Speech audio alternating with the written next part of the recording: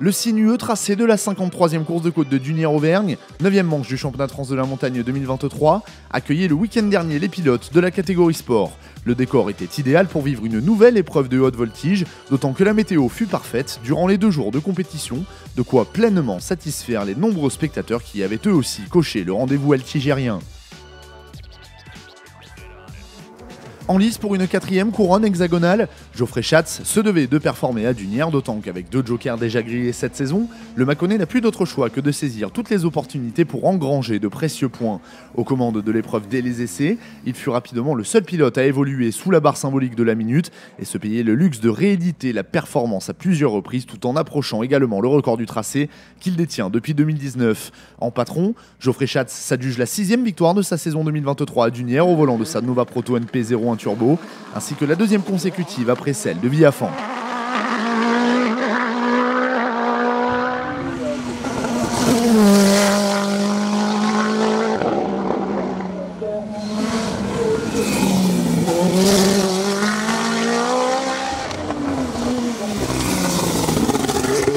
Dunière, c'est toujours une course un peu à part. C'est un tracé très spécifique avec un grip très spécifique. Et on peut s'attendre à tout, et surtout vu que c'est un tracé qui n'est pas très rapide, souvent ça a tendance un peu à niveler les performances. On a souvent des écarts très faibles ici. Donc j'avais pas mal d'appréhension quand même, je m'attendais vraiment à être secoué par la concurrence. Donc on a essayé de travailler en amont, on a essayé des choses. Et puis bah là, en fait, le week-end s'est vraiment parfaitement passé. On a été dans le coup tout de suite. La voiture, je me sentais bien dedans, j'ai pris du plaisir, ce qui est à noter parce que des fois à Dunière c'est quand même assez compliqué. Mais là vraiment des bonnes sensations au volant, donc je suis vraiment super content de ça. On prend des gros points pour le championnat vu qu'on a loupé Marchand et qu'on a fait 0 à Brèchevillers, maintenant on n'a plus le droit à l'erreur. Donc si on arrive à aligner des week-ends comme ça peut être cool. Après voilà, il reste encore 4 courses si je dis pas de bêtises. Donc le championnat est encore long, mais voilà, c'est de très bon augure. Ayant dû cravacher pour réparer sa révolte 3P0 après la sortie de route de Villaphant, Fabien Bourgeon signe un excellent week-end à Dunière et termine l'épreuve en 2e position du classement général.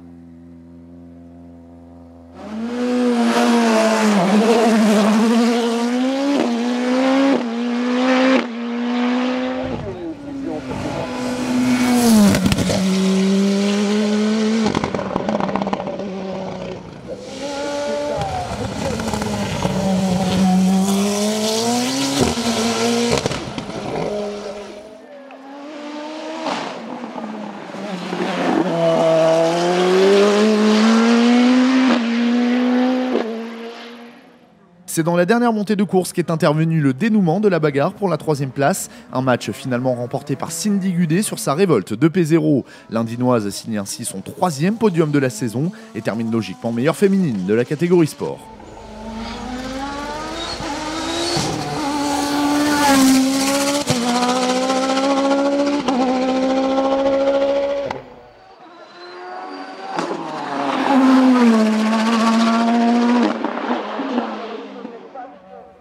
Comme c'est de coutume depuis son arrivée dans la catégorie Rennes, Maxime Doja termine meilleur jeune de la catégorie sport au volant de sa révolte 3P0 Turbo et se hisse à la 8e position du classement Scratch.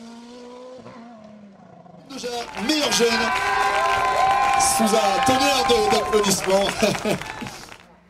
Le grand perdant du week-end est Marc Pernaut, 4e avec sa Nova Proto NP01 Turbo. Le Doubien n'a pu contenir les assauts de Gudet en toute fin de meeting et quitte un podium qu'il n'avait plus lâché depuis Saint-Jean-du-Gard.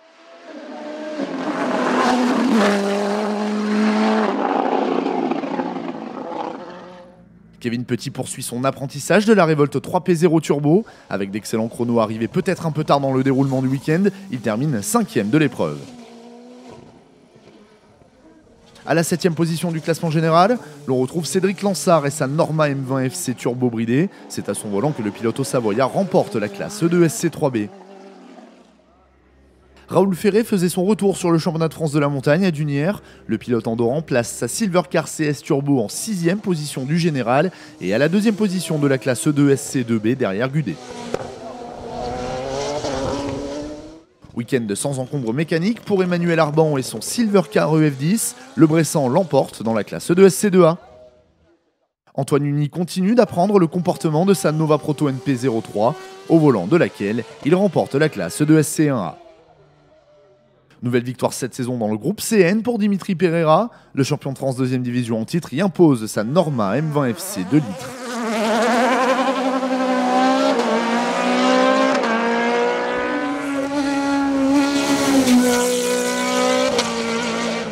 Il lui fallut toutefois batailler car Fabrice Gallo fut un redoutable concurrent. Au volant également d'une M20 FC 2 litres, il termine 2e du groupe.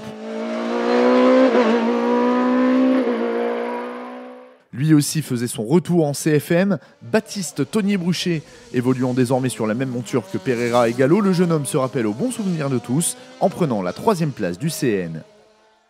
Enzo Chiocci complète la hiérarchie de la classe CN2. Il place sa Norma M20 FC 2 litres à la 4e position de ce classement.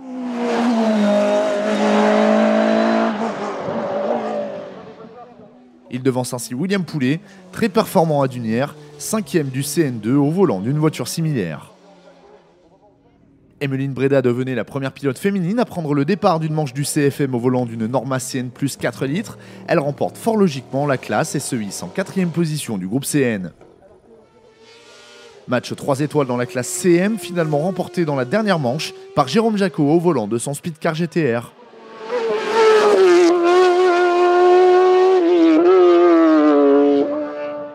Julien Adouard monte pour la 3e fois consécutive sur la 2e marche du podium de ce classement, au volant quant à lui d'un tracking RC01B.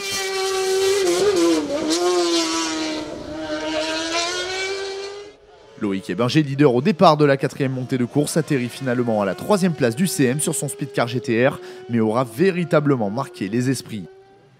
Comme à Abrège-Villers, c'est Miguel Vidal qui s'impose dans le clan des monoplaces. Au volant de sa Lola F3000, il remporte le groupe DE, la classe DE6 et se hisse à la 9e place au scratch.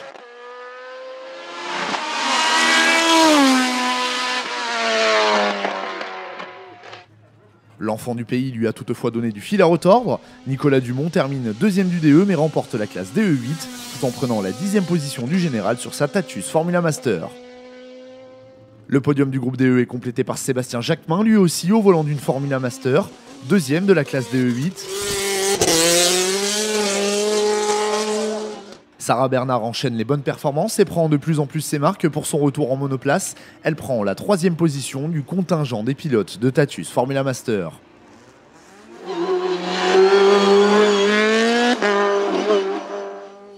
Longtemps sur le podium provisoire du groupe DE, Didier Brun se contente finalement de la médaille en chocolat mais remporte tout de même le DE5S réservé aux Formule 3 sur sa Dallara F302. Dans cette classe, il devance Maxime Kotler au volant de la F311 d'Emeline Breda.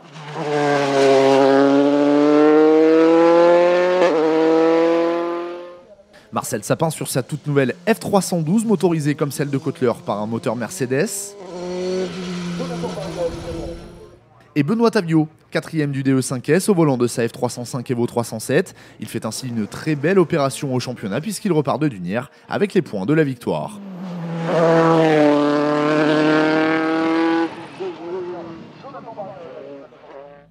Didier Chaumont renoue avec le succès dans la classe DE7 des Formules Renault et s'y impose à Dunières après ses victoires de Saint-Jean-du-Gard et d'Abrège-Villers. Presque à domicile, Daniel Coquet remporte quant à lui le DE1 au volant de sa Tatus équipée d'un moteur 1300 cm3 comme le prévoit la réglementation de cette classe. Enfin en VHC Sport, la bagarre fut de toute beauté dans le groupe DE réservé aux monoplaces les plus récentes parmi celles engagées dans le clan des historiques. Pierre Joly s'y impose dans la toute dernière montée au volant de sa Martini MK30. Le massif du Sancy accueillera la prochaine manche du championnat de France de la montagne. Et quelle manche! Les pilotes de la catégorie sport le savent, la 63e course de côte du Mont d'Or Chambon-sur-Lac les 5 et 6 août prochains sera un rendez-vous à ne manquer sous aucun prétexte. Il s'agira déjà de la 10e manche d'une saison 2023, n'ayant peut-être pas encore dévoilé toutes ses surprises.